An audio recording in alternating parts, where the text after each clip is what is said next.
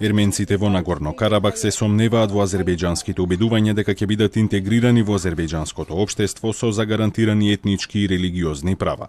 Многумина од нив сепак очекуваат присилно да бидат иселени од регионот, врз кој Азербејџан благодарение на финансираната од извозот на нафта воена моќ ја врати контролата по 24-часовна жестока офанзива, која ги натера локалните власти да се согласат на примирие и разоружување на паравоените формации.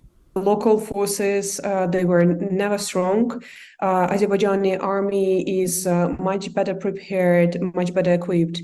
They have a privilege in their military positions as well.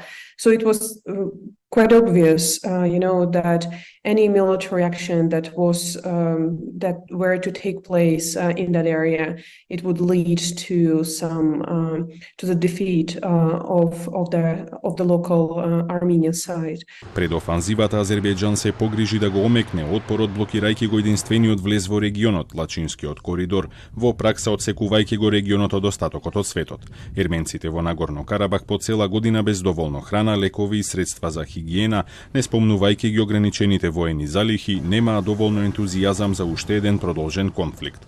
По прогласувањето на примирието, жителите на Степанакерт деновите ги поминуваат засолнувајќи се во визби и скривници, приготвувајќи сиромашни оброци на отворено.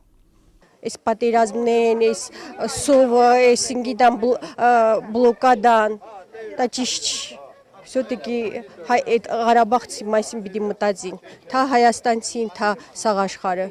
Ерменскиот премиер, кој многумина го обвинуваат за катастрофата во Нагорно Карабах, порача дека Ерменија е подготвена да прифати 40.000 семејства од регионот. Եվ ակնհայտ է, մենք մեր բաժին պատասխանատվությունը կրում ենք, բայց մյուս կողմից ես չեմ կարծում, թե մենք բոլորս պետք է աչք փակենք այն ձախողումների վրա, որ Ռուսաստանի Դաշնության խաղապահ զորախումբը Լեռնային Ղարաբաղում ունեցել է. Сепак многумина не сакаат да заминат, особено што од почетокот на конфликтот пред 40 години повеќето семејства положиле жртва за нивната самостојност.